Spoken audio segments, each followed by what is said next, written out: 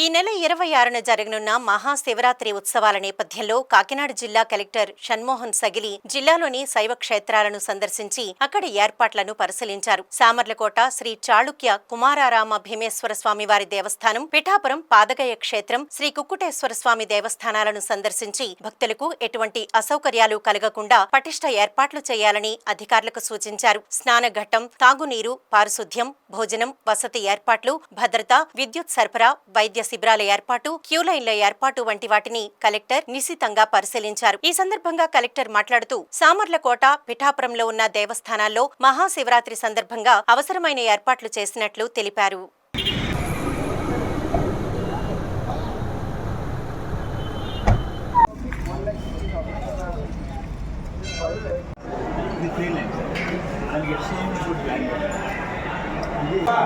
కుక్కుటేశ్వర నమోస్తుతే.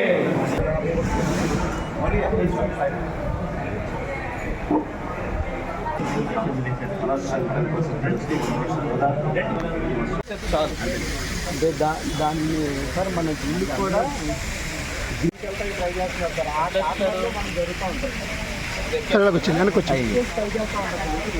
ఇంకా పైకి క్లీన్ మ్యాట్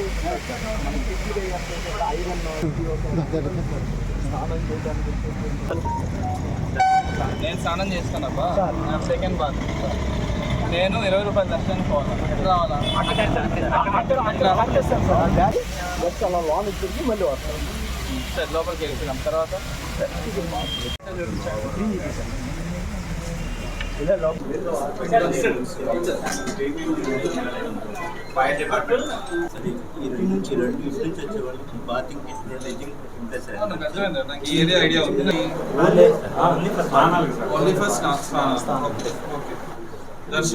పిఠాపురం సంబంధించి పాదగయ టెంపుల్ అరేంజ్మెంట్స్ రివ్యూ చేసుకోవడం జరిగింది.